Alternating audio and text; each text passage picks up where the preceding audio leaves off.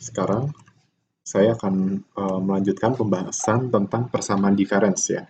Jadi kalau pada pertemuan sebelumnya teman-teman sudah menyaksikan tentang pembahasan persamaan difference orde satu linear seperti itu. Nah, sekarang kita akan melanjutkan ya dengan pembahasan soal dan aplikasi seperti itu. Dan nanti kita akan sedikit menyinggung tentang persamaan orde satu yang non-linear seperti itu. Nah, yang saya ingin jelaskan, perlu teman-teman ketahui bahwa untuk pembahasan persamaan difference itu kita menggunakan buku acuan Michael Hoy seperti itu. Ya. Dan ada aplikasi yang saya rasa perlu saya jelaskan ya dari persamaan difference, yaitu ini bukunya Michael Hoy ya. Jadi aplikasi yang bagus itu adalah Cobweb Model ya. Cobweb Model dari price adjustment seperti itu. Nah, jadi ini ceritanya ada sebuah fungsi permintaan, market demand, itu adalah key DT. Jadi key demand, karena market demand jadi D besar ya. Sebenarnya D kecil juga nggak apa-apa, tapi supaya menggambarkan dia itu market demand seperti itu. A ditambah B kali PT seperti itu. Oke.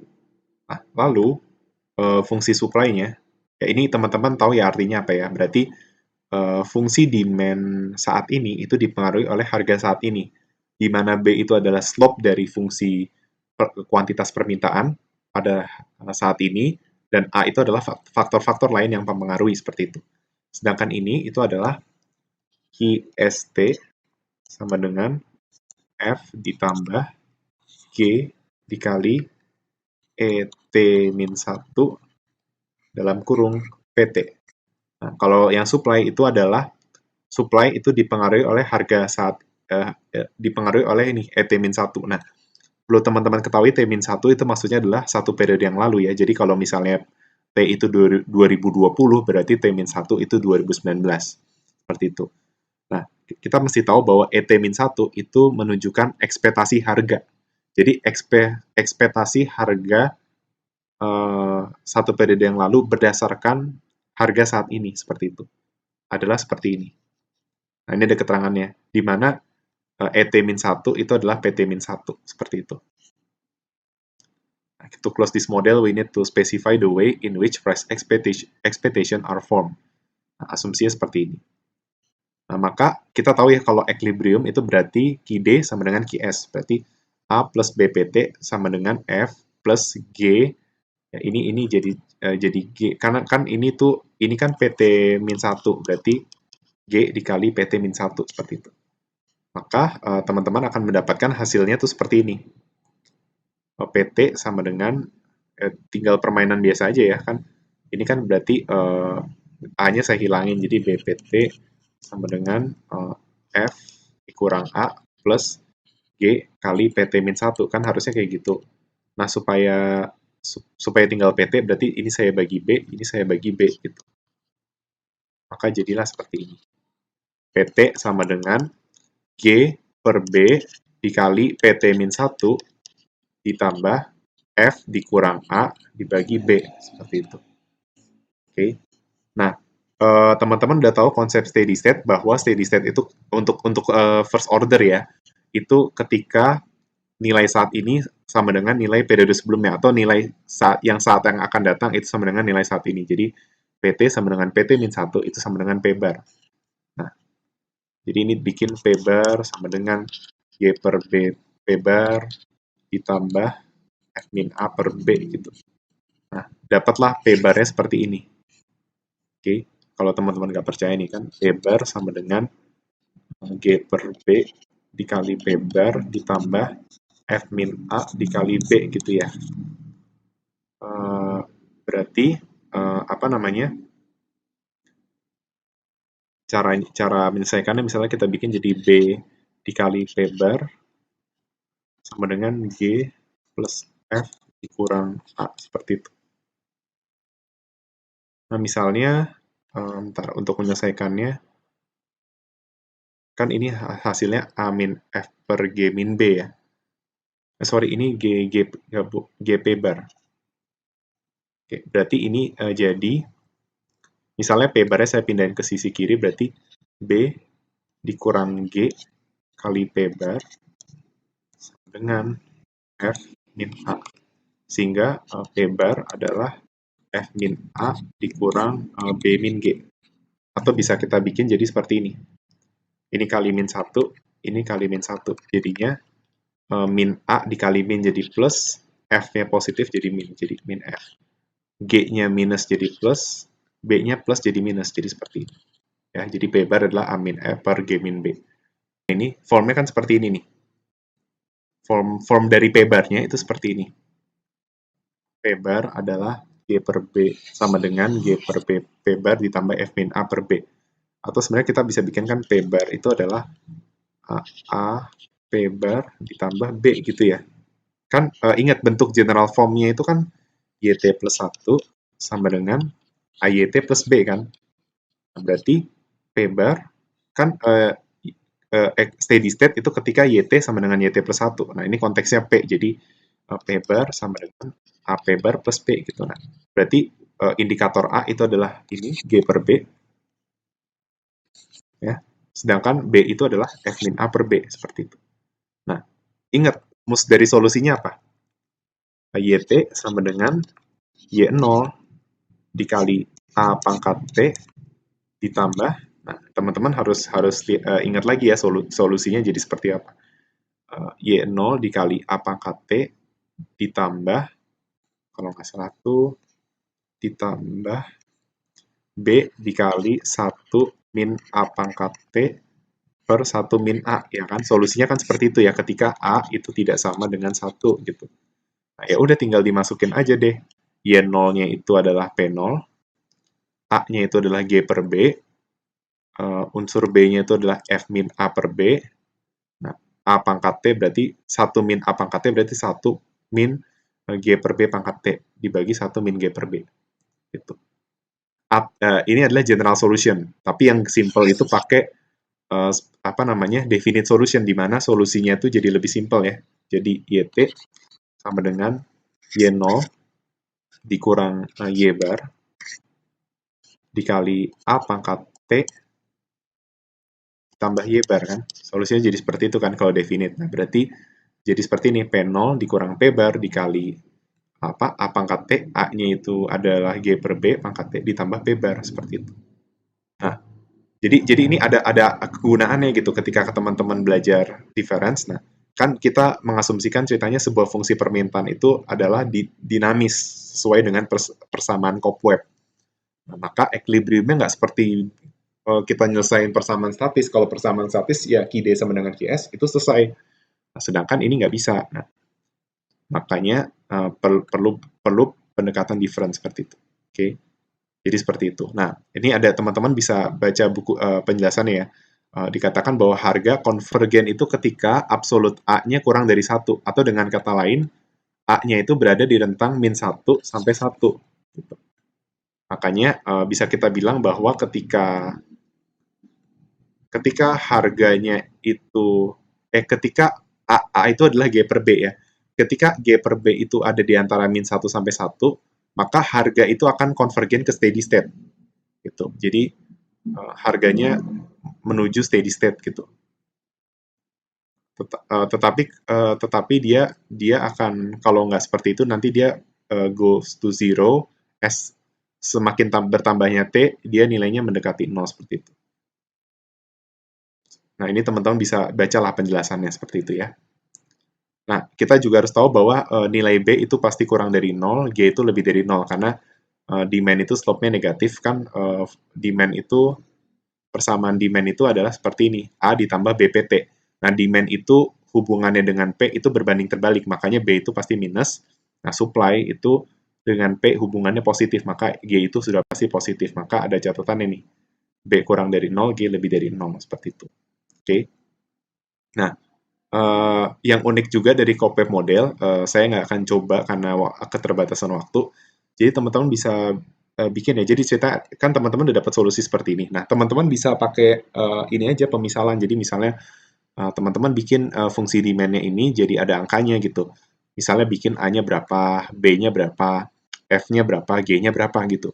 Nah, nanti teman-teman akan dapat jawaban seperti ini. Jadi ketika digambar kurvanya, itu tuh ternyata harganya itu membentuk jaring-jaring.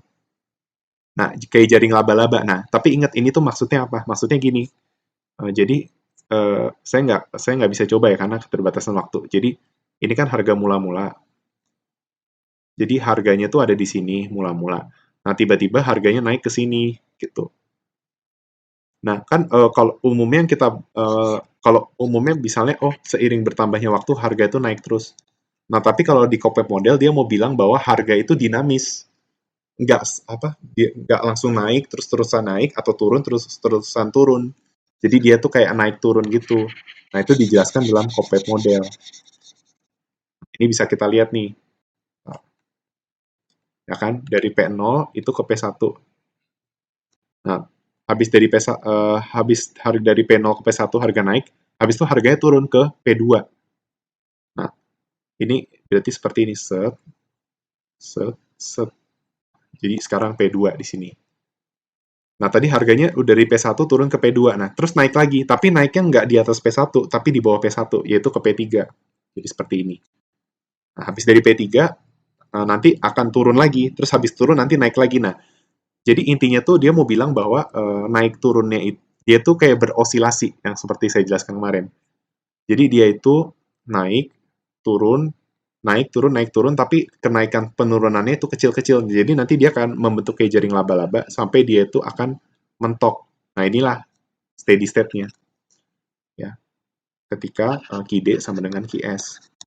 Jadi ada di periode tertentu dia itu nanti nilainya akan sama. Nah, itu adalah steady state-nya seperti itu. Oke, jadi ini adalah aplikasi dari persamaan difference seperti itu. Oke. Nah, sekarang kita langsung ke jadi itu salah satu aplikasinya. Nah, kita sekarang langsung ke contoh soal aja ya untuk apa? Untuk mempersingkat waktu. Uh, saya mau kerjakan nomor berapa ya? Saya pilih aja ya.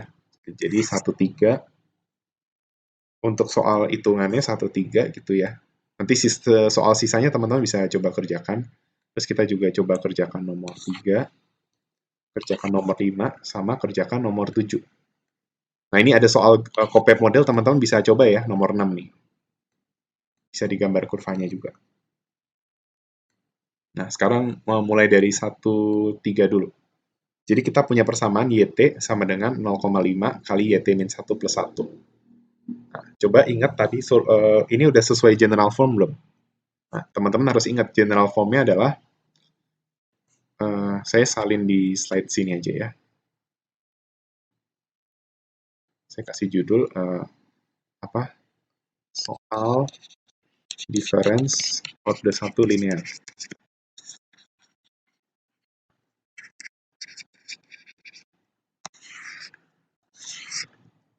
Oke, seperti itu. Nah, soalnya saya salin lagi ya. YT sama dengan 0,5 kali YT min 1 ditambah dengan 1.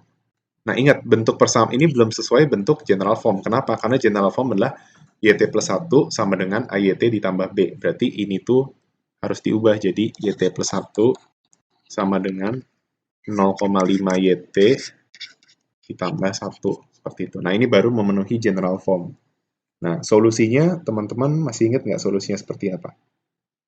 Solusi definite aja langsung ya. YT sama dengan Y0 dikurang Y bar ditambah dikali A pangkat T ditambah Y bar, di mana Y bar adalah B per 1 min A. Oke. Kan YT plus 1 sama dengan AYT ditambah B. Jadi mesti diingat ini tuh, apa namanya, ini tuh adalah A-nya, ini adalah B-nya. Seperti itu. Oke. Nah, berarti steady state adalah 1 dikurang 1 kurang 0,5. Hasilnya adalah sama dengan 2. Seperti itu. Jadi kita udah dapat Y barnya 2, terus A-nya 0,5. Maka kita bisa dapat persamaan YT-nya. Jadi YT sama dengan, jadi Y0 sama C itu sama aja ya. Gini. Biasanya C itu jadi unsur C itu buat gantiin Y0 kurang Y bar. Tapi ini ceritanya kita bikin aja Y0 ya. Y0 dikurang 2 dikali A pangkat T, 0,5 pangkat T, gitu ya. Ditambah 2, seperti itu. Nah, ini adalah persamaan difference-nya. Nah, kalau kita tahu nilai Y0-nya, ya, maka kita bisa bikin persamaan YT-nya ini jadi nggak ada konstanta. Nilai ini bisa kita rubah. Misalnya kita dikasih tahu Y0 sama dengan 6.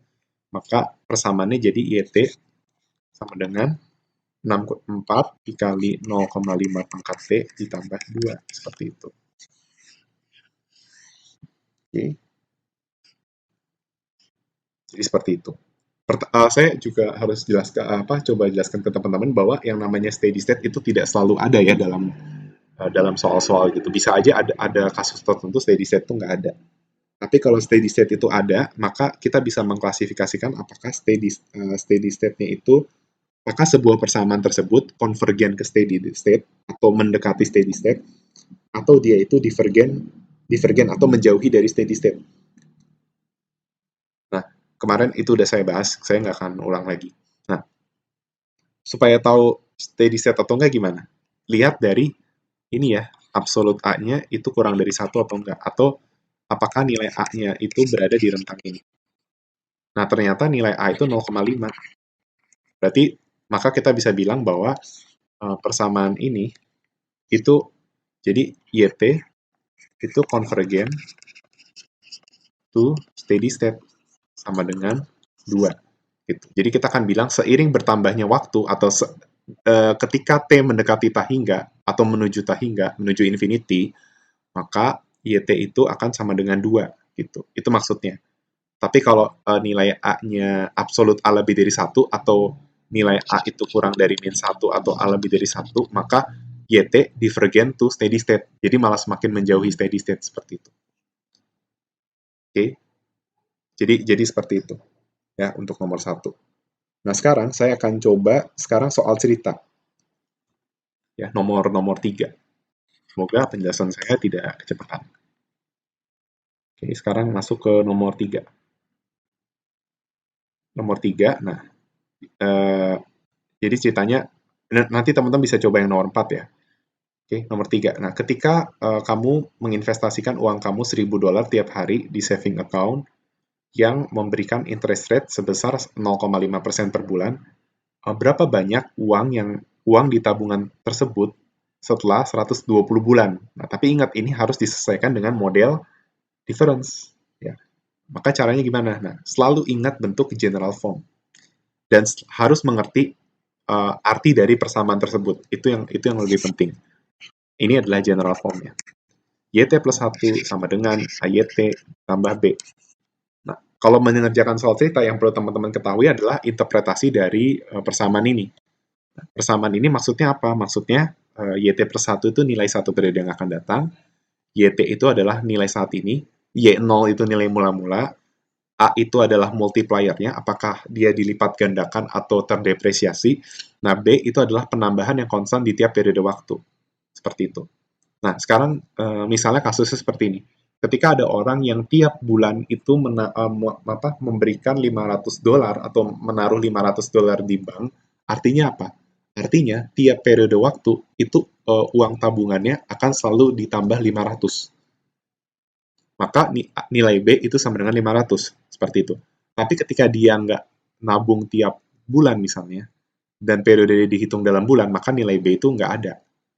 Karena nggak ada penambahan saldo bank atau penambahan nilai Y yang secara konstan gitu. Nah, sedangkan A itu kayak multiplier. Ya, misalnya suatu negara itu ekonominya bertumbuh 5%. Berarti ekonomi saat ini itu naik 5% di tahun depan. GDP dari suatu negara itu tahun depan itu lebih besar 5%. Nah, kalian harus ngerti konsep kalau growth itu berarti 1 ditambah R. Jadi, dalam kasus balik ke soal ini ya, ketika interest rate-nya 0, jadi ada interest rate, maka A itu adalah besarnya 1 ditambah interest rate. Karena logikanya gini, ketika nggak ada pertumbuhan, kan R sama dengan 0 kan. Artinya, nilai yang akan datang sama dengan nilai saat ini. berarti A itu sama dengan 1. Nah, kalau melipat gandakan berarti A itu di atas 1 gitu. Berarti kenapa lebih dari 1? Karena R-nya itu ada. R-nya itu lebih besar dari 0. Itu menunjukkan adanya pertumbuhan. Tapi kalau depresiasi itu 1 dikurang R. Oke, semoga paham. Nah, oke, jadi dari persamaan ini kita bisa bikin, dari kasus itu kita bisa masukin ke persamaannya jadi seperti ini. Kita tahu bahwa ini adalah unsur pertumbuhannya, jadi A itu adalah 1 ditambah 0,5% atau 1, bukan 1,05 ya, 1,005. Seperti itu. 0,5% adalah 0,5 plus 100. Nah, terus, if you invest $1,000 today in a saving account, nah teman-teman harus tahu, berarti ini nilai mula-mula ya, jadi ini kita bisa bikin sebagai Y0 ya. Oke, jadi seperti ini. YT plus 1 sama dengan 1,05 YT. Nah, B-nya itu sama dengan 0. Kenapa? Karena di kasus ini dia tidak ada penambahan yang konstan tiap periode waktu. Tapi dengan catatan Y0 sama dengan 1000. Nah, maka pengerjaannya gimana? Langsung masuk ke rumus saja. YT sama dengan Y0 min... Oh ya, ini dia nggak ada steady state ya. Steady state. Kenapa nggak ada steady state? Karena nilai steady state-nya 0. Kan seperti ini ya solusinya. Nah, steady state itu adalah B per 1 min A. Nah, cuma nilai B-nya itu adalah 0. Karena dia nggak ada penambahan yang konstan, maka Y bar-nya itu adalah 0. Berarti kita bisa abaikan, jadi YT-nya tinggal Y0, Y0 kurang 0, jadi Y0 dikali A pangkat T. Y bar-nya nggak ada. Berarti YT sama dengan 1000 dikali A pangkat T, atau 1,05 pangkat T.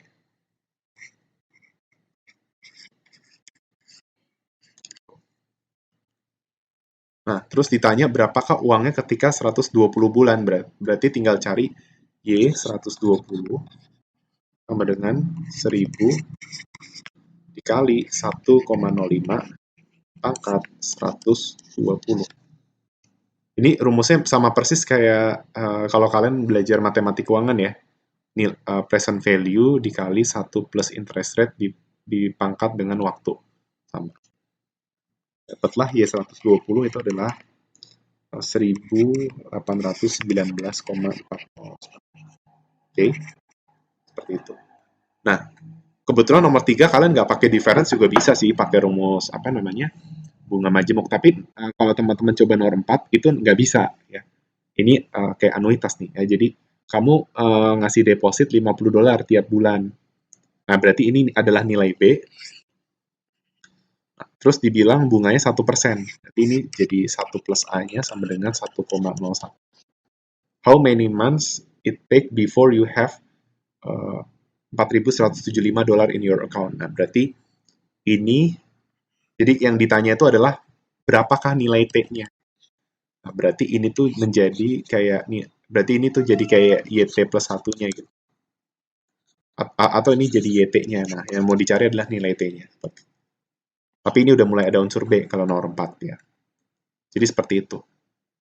Nah, sekarang saya akan coba nomor 5 dan 7 ya, karena ini saya harus mengejar durasi waktu ya, karena masih ada pembahasan yang lain. Kita bahas nomor 5 dulu. Nah, oke, nomor 5. Sebuah perusahaan memiliki capital stock di periode 0 sama dengan K0. K0 ya.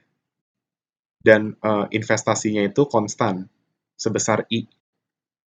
Jadi ceritanya di tiap periode waktu itu selalu dikasih investasi sebesar I. Gitu. Nah, delta, ini simbol delta ya. Delta adalah capital stock yang terdepresiasi setiap periode waktu. Nah, dari informasi ini kita diminta menuliskan difference equation ya, atau persamaan difference untuk capital stock dan selesaikan. Jadi bikin persamaan difference, terus kasih solutionnya seperti itu. Jadi seperti ini. Berarti kita kalau ada soal seperti ini, maka yang harus kita lakukan adalah bikin diketahuinya gitu ya. Diketahui tadi capital stock mula-mula itu adalah K0, berarti Y0 sama dengan K0. Berarti dengan kata lain, YT sama dengan KT. Gitu. Lalu langkah selanjutnya apa? Dibilang bahwa capital stock-nya nambah terus tiap periode waktu sebesar I. Nah, penambahan yang secara konstan di tiap periode waktu itu adalah nilai dari B. Jadi B sama dengan I. Nah, terus dibilang bahwa stoknya terdepresiasi sebesar delta, berarti A sama dengan 1 min delta. Ingat, persamaan general persamaan difference-nya adalah YT plus 1 sama dengan A YT tambah P, seperti itu. Dan solusinya itu adalah YT sama dengan A pangkat T kali Y0 min Y bar tambah Y bar. Sekarang kita bikin dulu difference equation yang berarti tinggal kita ganti YT plus 1 jadi KT plus 1 sama dengan A-nya itu adalah 1 min delta.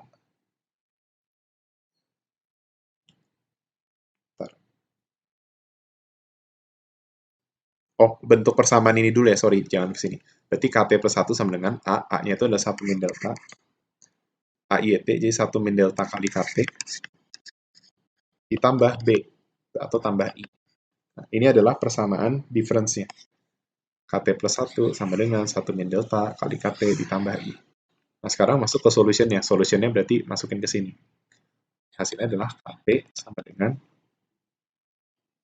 Nah, kita mesti cari nilai Y-bar-nya dulu. Oke. Dicari nilai Y-bar-nya terlebih dahulu. Maka yang harus kita lakukan adalah rumus dari Y-bar adalah apa? B per 1 min A. Berarti I per 1 min delta. Oke, tinggal tinggal masukin ke sini ya. Jadi YT atau KT sama dengan A pangkat T, A-nya itu adalah 1 min delta. A pangkat T dikali Y0 dikurang Y bar, K0 dikurang K0 dikurang ini, I per 1 min delta.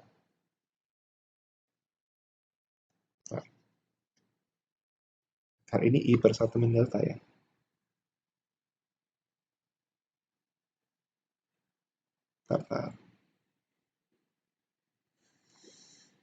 A pangkat T dikali, ya seperti itu ya, K0 dikurang steady state itu kabar ya. Kabar itu adalah ini. Jadi Y bar adalah kabar. I dikurang I bagi 1 min delta.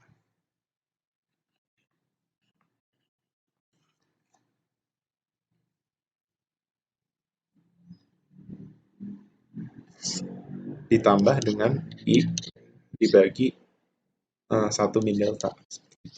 Jadi ini adalah solusinya. Nah, ini bisa kita sederhanakan jadi seperti ini. KT sama dengan K0 dikurang I per delta kurung kali dari 1 min delta pangkat T ditambah I per delta. Seperti itu. Ini kalau mau kita sederhanakan. Jadi seperti itu. Tapi ngerjain seperti ini juga bisa sih. Maksudnya ini juga udah tepat. Ya, teman-teman tahu ya penyederhanaannya kenapa seperti ini. Kan kita lihat aja di sini sama di sini itu ada kesamaannya, sama-sama satu min delta dan sama-sama ada i-nya. Jadi kita masukin aja seperti ini. Oke, jadi itu penyederhanaannya seperti itu. Oke. Nah, sekarang kita masuk ke contoh soal cerita yang terakhir yang akan saya contohkan, yaitu nomor 7. Nomor 7 nggak begitu susah ya. Nah, jadi ceritanya, suppose that aggregate consumption in period T itu adalah CT. Jadi CT itu adalah agregat konsumsi saat ini, yang merupakan sebuah fungsi linear yang dipengaruhi oleh agregat income di periode sebelumnya, yaitu YT-1. Jadi CT itu dipengaruhi oleh YT-1. Nah, persamaannya adalah A ditambah B kali YT-1.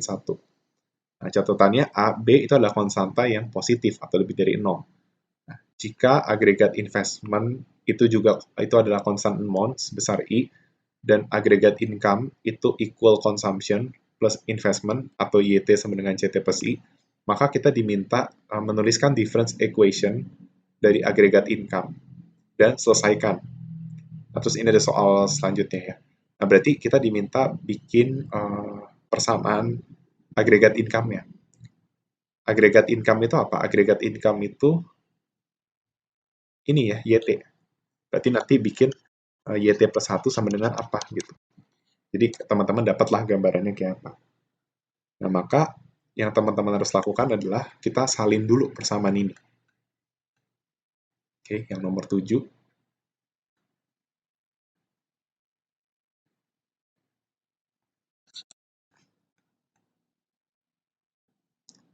CT sama dengan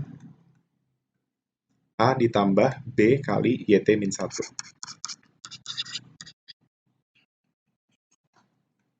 Lalu YT sama dengan CT plus I.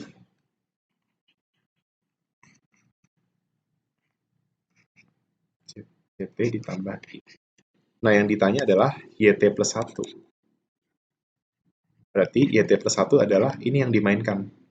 YT plus 1 sama dengan, nah logikanya ini jadi plus 1, maka ini jadi plus 1. Ini nggak plus 1, karena ini nggak ada unsur T. Jadi dari sini itu diubah YT plus 1 sama dengan CT plus 1 ditambah I. Nah, kita nggak tahu persamaan CT plus 1, kita taunya CT. Nah, berarti CT-nya diubah jadi CT plus 1.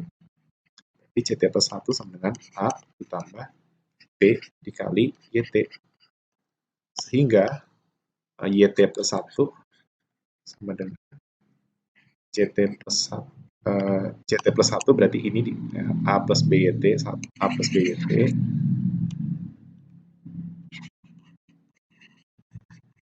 ditambah I, seperti itu. Nah, ini adalah persamaan difference dari agregat income. Tapi kita rapin dulu ya, jadi IYT plus 1, kan bentuknya IYT plus 1 sama dengan AYT ditambah B, berarti IYT plus 1 sama dengan BYT tambah A plus I. Jadi kurang lebih ini tuh jadi unsur B, ini jadi unsur A.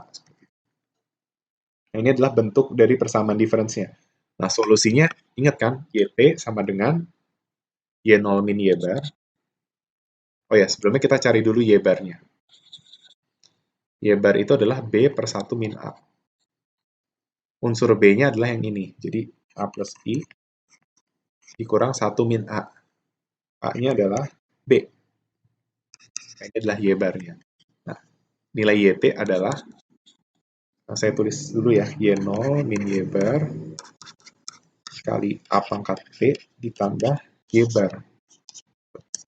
Berarti YT dengan Y0 dikurang A plus I dibagi 1 min B kurung dikali A pangkat T. Nah, A-nya itu adalah B. Dikali B pangkat T ditambah A plus I dikurang 1 min B. Seperti itu.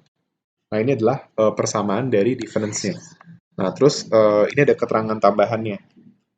Supaya kita tahu apakah si persamaan ini dia konvergen atau divergen menuju steady state, maka apa? Kita mesti ngecek unsur A-nya. A itu adalah di sini, ini B. Kan berarti ketika nilai B itu apa namanya? Nah, kita juga kita mesti tahu ya. Jadi ketika B-nya lebih dari 0, oh ya, ada restriction-nya ya, kita mesti lihat. B itu pasti lebih dari 0. Oke. Kan kita udah belajar ya bahwa dari persamaan umum yang YT plus 1 sama dengan AYT plus B, itu kan kita bisa tahu bahwa sebuah persamaan itu konvergen atau divergen menuju steady state dari nilai absolut A-nya. Dia akan konvergen kalau absolut A itu kurang dari 1. Nah, absolut A kurang dari 1 itu berarti adalah A kurang dari 1, berarti A-nya itu ada di rentang min 1 sampai 1. Gitu. Kan absolut A kurang dari 1 itu adalah min 1 kurang A kurang 1. Nah, tapi dibilang bahwa A-nya itu pasti lebih dari 0, berarti nilai konstantanya itu pasti lebih dari 0. Maka kita kasih restriction ini jadi 0. Maka A itu sudah pasti dia itu lebih besar dari 0, tapi dia bisa kurang dari 1. Restrictionnya dia, berarti kita bisa bilang bahwa kalau A kurang dari 1, udah pasti dia lebih dari 0 gitu, restrictionnya gitu ya. Negatif nggak mungkin. Kita tinggal bilang aja ketika B itu kurang dari 1, maka si YT ini, atau aggregate income, itu bakal konvergen menuju steady state. Ya, persamaan aggregate income akan menuju konvergen menuju steady state ketika parameter B itu kurang dari 1. Seperti itu. Jadi ketika B kurang dari 1, YT konvergen to steady state, atau to ini, nilai dari steady state A plus I, A ditambah investment, dibagi 1 min B. Tapi ketika nilai dia bakal divergen kalau absolut A lebih dari 1. Nah, absolut A lebih dari 1 kemungkinannya A kurang dari 1, A kurang dari min 1, atau A lebih dari 1. A kurang dari min 1 tuh nggak mungkin, karena udah pasti positif. Jadi, bisa kita bilang kalau B di atas 1, YT-nya malah divergen. Gitu. YT-nya divergen. Oke. Nah, terus ceritanya kita diminta untuk melihat bagaimana dampak perubahan investasi di jangka pendek dan di jangka panjang, atau di immediate impact sama long run impact. Nah, kalian udah belajar di matematik untuk melihat dampak perubahan suatu variabel, maka kita menggunakan turunan. Jadi kita mau lihat bagaimana dampak investasi terhadap aggregate income, maka kita turunin si YT terhadap I. Nah, ini hanya untuk melihat immediate impact. Jadi kayak impact jangka pendek menengah gitu ya. Tapi kalau mau jangka panjang, itu do Y bar bagi do I. Saya bikin do karena yang mempengaruhi lebih dari satu variabel. Jadi ini diferensial parsial. Nah, teman-teman kalau bingung kenapa kalau saya mau lihat impact jangka pendek itu pakai YT, sedangkan kalau jangka panjang pakai Y bar. Karena di jangka pendek berarti dia YT itu masih bisa berubah-ubah. Ya, nilai YT itu masih berubah. Tapi kalau di jangka panjang, dia itu udah steady state gitu. Nilainya udah stabil. Jadi kita nurunin Y bar terhadap I. Nah, cara nuruninnya ya gampang. Ini diturunin terhadap I. Kalau Y bar terhadap I, ini yang diturunin terhadap I. Nah, ini masalah turunan aja ya, jadi saya nggak akan jelasin secara detail, tapi yang jelas hasilnya adalah seperti ini. Untuk do YT kurang do I, itu hasilnya adalah 1, sedangkan do Y bar kurang do I, atau ini diturunin terhadap I, itu hasilnya adalah 1 per 1 min B. Saya kasih clue aja, pokoknya ini itu pembagian, pakai aturan pembagian yang U aksen V kurang U V aksen per V kuadrat. Sedangkan kalau ini secara keseluruhan itu pakai namanya penjumlahan, sama kombinasi juga sih ada pembagian. Tapi yang jelas hasilnya itu sama dengan 1. Sehingga kita bisa lihat kalau di jangka pendek, perubahan investasi itu benar-benar dampak perubahan investasi itu benar-benar searah dengan si aggregate income sebesar satu satuan. Tapi di jangka panjang itu kalau di jangka panjang bisa lebih tinggi, bisa berkurang. Catatannya ini, kalau B-nya kurang dari 1, kan B kurang dari 1 tapi B-nya lebih dari 0. Maka kita asumsikan aja B itu 0,5. Berarti 1 dibagi 1 kurang 0,5 sama dengan 2. Nah, intinya semakin kecil B, semakin B itu mendekati 0, tapi dia nggak negatif, maka dampak perubahan investasi terhadap aggregate income itu semakin tinggi. Itu di jangka panjang. Tapi ketika nilai B-nya itu lebih dari 1, maka anggap aja nih 1 dibagi 1 min 2. Jadi 1 per min 1 itu min 1. Nah, kalau ketika parameter B lebih dari satu, maka dampak perubahan investasi terhadap aggregate income itu negatif. Artinya eh, penambahan investasi itu mengurangi aggregate income. Nah, jadi di long run itu bisa dampak perubahan investasi itu bisa mengurangi aggregate income atau menambah lebih besar daripada di jangka pendek.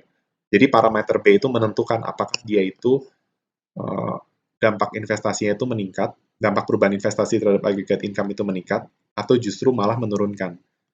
Itu alasan kenapa kalau dia lebih dari satu, dia divergen gitu. Tapi kalau kalau kurang dari satu itu konvergen menuju steady state. Nah, jadi seperti itu aja untuk penjelasan aplikasi order satu linear. Ya. Nah, sekarang ada part 2-nya ya. Jadi part 2 itu adalah masih linear first order, tetapi dia itu non autonomous gitu. Jadi ada unsur T-nya ya. Kalau kemarin kita belajar YT plus 1 sama dengan AYT plus B. Nah, sekarang ada unsur AT sama BT. Jadi sebenarnya begini aja udah non auto, tapi ini juga non auto. Artinya dia tuh ada unsur T lah yang mempengaruhi si persama. Jadi YT itu tidak dipengaruhi oleh sesama YT di periode sebelumnya atau periode setelahnya, tapi juga dipengaruhi oleh unsur waktu seperti itu. Nah, ini saya jelasinnya nggak terlalu panjang ya, karena memang saya tidak fokus di penjelasan ini, karena kalau teman-teman lihat nanti solusinya itu kompleks. Kalau kalau non autonomous itu cukup kompleks. Jadi saya nggak akan bahas soalnya, tapi supaya teman-teman tahu aja bahwa penyelesaian non autonomous dengan autonomous itu berbeda. Ya. Jadi misalnya kita punya persamaan YT plus 1 sama dengan ATYT ditambah BT, di mana T itu adalah ya nilainya bilangan bulat. Nah, seperti biasa, kita pakai coba-coba kan. Misalnya T sama dengan 0. Jadi Y1 sama dengan A0 dikali Y0 ditambah B0. Berarti Y2 adalah A1 Y1 ditambah B1. Berarti nilai A1 Y1 dari mana? Nah, Y1-nya ambil dari sini. Jadi A1 dikali ini A0 Y0 tambah B0 gitu kan. Ditambah B1. Hasilnya jadi A1 kali A0 kali Y0 ditambah A1 kali B0 ditambah B1. Seperti itu. Ini ketika T sama dengan 1. Nah, ketika T sama dengan 2, itu jadi seperti ini. Y3 sama dengan A2Y2 ditambah B2. Nah, kita tahu bahwa Y2 itu adalah ini. Jadi A2 dikali A1 A0 Y0 ditambah A1 B0 ditambah B1. Berarti jadi A2 dikali A1 dikali A0 kali Y0 ditambah A2 kali A1 kali B0 ditambah A2 kali B1 ditambah dengan B2. Seperti itu. Nah, kalau teman-teman lihat polanya adalah seperti ini. Berarti dia itu kayak ada perkalian jadi A-nya itu saling dikalikan dengan Y. Ya. Kalau Y1 itu A0 Y0, Y2 A1 A0 Y0, tapi di sini A1. Nah, kalau Y3 itu A2 A1 A0, A2 A1 A2. Berarti kalau teman-teman lihat polanya berarti gimana? Kalau teman-teman lihat berarti ini tuh T, ini T-1. Nah, ini T-nya berkurang terus. Nah, ini juga T-1 tapi dia tuh nggak sampai A0 gitu. Nah, ini cuma T-1 aja. Nah, jadi teman-teman kalau lihat polanya maka YT sama dengan AT-1 dikali AT-2 titik-titik-titik sampai A0 dikali Y0. Nah, Y0-nya cuma 1 gitu ya. Ditambah AT-1 kali AT-2. Nah, tapi nggak mentok sampai A0. Mentoknya cuma sampai A1. Gitu. Lihat aja nih, A1, A1 ya. Jadi mentok sampai A1 dikali B0. Ditambah, nah sekarang mentoknya di A2 gitu. Sampai dia itu ada yang cuma AT-1 dikali BT-2 gitu. Karena kan B-nya itu bakal satu periode sebelum ini. Jadi BT-2, nah terakhirnya BT-1. Ya, karena saat Y3 ininya B2, saat Y2 itu B1, saat Y1 itu akhirnya B0. Maka kita bisa bikin di sini tuh persamaannya adalah BT-1. Nah, sehingga kalau teman-teman lihat, ini tuh menjadi sebuah perkalian A. Seperti itu. Nah, perkalian itu simbol untuk penjumlahan secara beruntun, bukan kontinu ya. Nah, itu kita bisa pakai sigma, tetapi sigmanya berbeda. Ya, kalau teman-teman pakai sigma yang seperti ini, itu adalah sigma penjumlahan. Ya, jadi misalnya sigma AI gitu, di mana I1 sampai N. Nah, ini tuh artinya A1 tambah A2 tambah A3 sampai titik-titik-titik sampai AN. Nah, ini adalah sigma penjumlahan. Tapi kalau sigma perkalian itu simbolnya kayak pi gini, pi berdiri. Ya, ini ada keterangannya. A more compact way of expressing the solution is to use the multiplication symbol sigma. Nah, sehingga persamaannya jadi seperti ini. Ya, sigma T-1 I sama dengan 0, AI 0, ditambah B0. Nah, ini bedanya adalah ini AI bagi A0. Kenapa di sini AI bagi A0? Karena di persamaan kedua, itu dia nggak ada unsur A0-nya. Ya. Terus di sini itu nggak ada unsur A1-nya. Yang B1 itu nggak ada unsur A1-nya. Intinya nanti sampai ada nggak ada unsur AK-nya, sampai jadi seperti ini. BT-1 dikali ini. Sigma T-1 I T-1 AI per AT-1. Nah, ini makanya bagian sini sering kali di skip gitu ya. Karena cukup sulit gitu untuk mahasiswa tingkat pertama gitu ya. Nah, ini jadi rumusnya sesederhana ini. Oke. Saya sengaja nggak jelasin terlalu detail karena nanti pusing. Yang penting teman-teman tahu aja ya bahwa non-autonomous penyelesaiannya seperti ini. Sekarang kita masuk ke non-linear. Silakan kalau teman-teman mau coba yang non-auto, itu boleh ada soal-soalnya juga. Sekarang kita masuknya ke non-linear aja. Non-linear first order. Nah, ini pembahasan terakhir dari first order ya, sebelum kita masuk ke second order. Oke.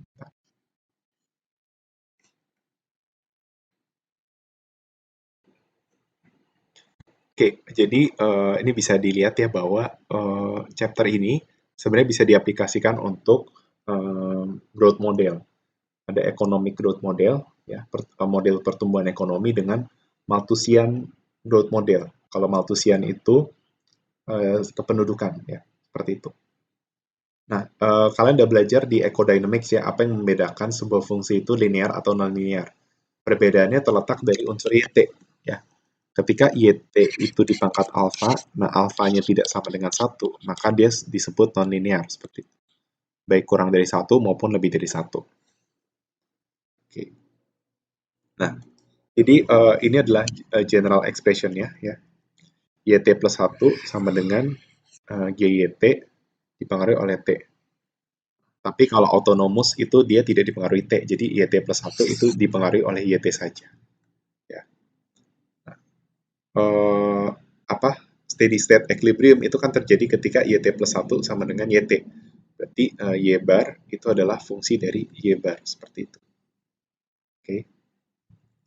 Ini ada contohnya, misalnya YT plus 1 sama dengan YT pangkat alfa, di mana alfa lebih dari 0. Nah, ini apa namanya, cara menyelesaikan apa namanya persamaannya gitu. Nah, ini dapat Y bar 0, Y bar itu sama dengan 1, seperti itu. Oke. Nah, yang penting dari chapter ini adalah ada phase diagram seperti itu ya. Jadi kita itu bisa melihat apakah jadi sebuah persamaan itu steady state-nya bagaimana ketika dia itu non-linear. Tapi nanti kita juga akan melihat bahwa sebenarnya konsepnya tetap sama ya. Kalau di non-linear steady state itu YT plus 1 sama dengan YT, sama dengan Y bar gitu. Tapi yang membedakan linear sama non-linear itu dari kurvanya gitu. Nanti teman-teman bisa lihat bahwa kurvanya itu akan ini contoh apa menjadi sebuah fase diagram seperti ini. Gitu.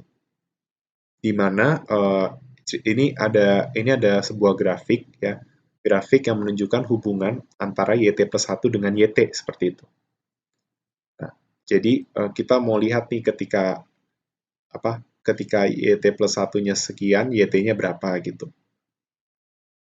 Nah, itu akan dibentuk dari kurva ini. Dari ini tuh fungsi dari YT. Ini adalah YT plus 1-nya gitu. Yang merupakan fungsi dari YT. Nah, terus apa ini garis lurus tegak, apa ini garis lurus yang sudutnya 45 derajat? Nah, ini tuh adalah ketika YT plus 1 sama dengan YT. Jadi misalnya ketika ini tuh 1, maka ini tuh juga 1 gitu. Nah, apa fungsi dari kedua garis ini? Jadi fungsi dari kedua garis ini adalah menunjukkan apa namanya? Sebuah ini kan gambar dari persamaan kurvanya kan. Jadi YT plus 1 sama dengan apa itu digambarkan YT plus 1 sama dengan apa itu digambarkan dari ini. Nah, kenapa kita perlu ada kurva YT plus 1 sama dengan YT? Nah, karena di konsep non-linear ini kita mau melihat sebuah fase diagram di mana ada pertemuan steady state-nya gitu. Jadi ketika ada fungsi non-linear, terus ini ceritanya ketika YT sama dengan YT plus 1, maka steady state itu terjadi pertemuan ketika YT plus 1 sama dengan YT. Makanya ada dua garis ini untuk menunjukkan bahwa ini loh steady state-nya gitu. Di sini loh YT plus 1 itu sama dengan YT. Gitu. Tapi kita mesti lihat nih bahwa steady state-nya itu ada pendekatan yang dari bawah sama ada dari atas.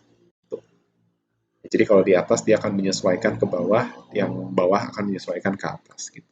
Nah ini contoh persamaannya YT plus 1 sama dengan YT pangkat alfa, di mana alfa itu sama dengan setengah gitu. Nah ini ada contoh-contoh soal lain. Nah kalau materi ini itu identiknya dengan fase diagram sama kualitatif analisis gitu. Nah, yang perlu saya tekankan, jadi steady state. Jadi kita kan dapat steady state gitu ya.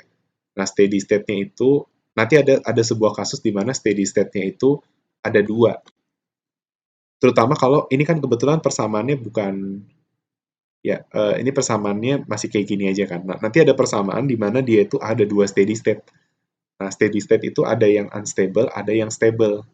Nah, bagaimana kita bisa tahu sebuah persamaan itu steady state? Jadi kita dapat dua steady state. Nah, bagaimana kita tahu itu steady state-nya itu stable atau unstable? Nah, supaya mengetahui dia stable atau unstable, nah ini ada teorema dari apa yang sudah kita dengan penjelasan yang panjang lebar ini ya. Jadi kita dapat sebuah teorema bahwa a steady state equilibrium point of any first order autonomous nonlinear difference equation is locally stable. Ya, dia akan stable if the absolute value of the derivative is less than 1. Jadi apa kita nurunin steady state? Ya, kita turunin fungsi steady sebuah fungsi YT plus 1 itu diturunkan terhadap steady state. Nah, ketika nilai turunannya itu less than 1, absolutnya ya. Jadi apakah dia itu 0 berarti antara min 1, jadi hasilnya itu antara min 1 sampai 1 gitu. Misalnya min 0,7 atau 0,8. Maka dia itu kalau less than 1 itu dia locally stable. Tapi kalau dia greater than 1, ya antara X-nya itu kurang dari min 1 atau X lebih besar dari 1, maka dia itu unstable gitu. Kira-kira logikanya paham nggak kenapa? Karena kan harusnya kalau steady state itu dia itu benar-benar kan YT plus 1 sama dengan YT, atau bisa kita bilang difference-nya itu 0. Nah, berarti dia itu akan steady state kalau sebenarnya steady state itu ketika nilainya kan nggak berubah kan antar periode. Nah, berarti logikanya adalah dia itu akan stable kalau dia semakin mendekati si steady state itu gitu. Nah, kan apa namanya? Kan dia dibilang kalau locally stable kalau nilai absolut dari turunannya itu kurang dari 1, atau dengan kata lain antara min 1 sampai 1. Kenapa? Karena semakin mendekati 0 itu akan semakin baik, dia semakin stabil. Makanya rentang ini tuh dibilang locally stable, karena nilai min 1 sampai 1 itu menunjukkan bahwa dia tuh mendekati 0. Di mana min 1 kalau mendekati 0 tuh dia harus naik, 1 kalau mendekati 0 dia harus turun. Nah, tetapi ketika dia lebih dari 1 atau kurang dari min 1, itu kan berarti dia kayak menjauhi 0 gitu kan. udah negatif dia kok semakin semakin ke sana gitu. Kalau positif dia semakin ke sana, semakin jauh dari nol. Nah, makanya dia itu tuh unstable gitu. Itu secara secara intuisinya seperti itu. Tapi secara pendekatan kurva kita juga bisa lihat gitu, kenapa dia stable dan unstable. Nah, ini penjelasannya juga juga cukup banyak ya kalau teman-teman mau baca seperti itu. Jadi itu sebenarnya inti dari chapter yang nonlinear seperti itu. Oke. Okay? Nah, ini ada juga penjelasannya kalau mau lihat apakah dia osilasi atau enggak. Sama di chapter berikutnya, sorry, di part berikutnya itu diajarkan tentang cycle and chaos gitu. Yang membedakan sama 19.1 adalah dia itu persamaannya seperti ini gitu. Tapi masih sama-sama nonlinear first order difference equation. Nah, tapi jadi ceritanya persamaannya seperti ini, terus nanti kita akan dapatkan steady state-nya seperti ini gitu. Lalu ini ada penyelesaiannya seperti itu. Oke. Okay. Nah, ini kalau yang ini ya kalau yang cycle and chaos itu dia bentuk persamaannya seperti ini nih contohnya. Apa fungsinya seperti ini gitu. Nih kayak gini ya. Seperti ini. Ini cycle and chaos gitu. Oke. Okay? Pertemuan berikutnya kita masih akan melanjutkan nonlinear first order tapi langsung ke contoh soal aja gitu. Habis itu langsung masuk ke second order gitu. Oke. Okay? Sekian dari penjelasan saya. Terima kasih sudah menyaksikan.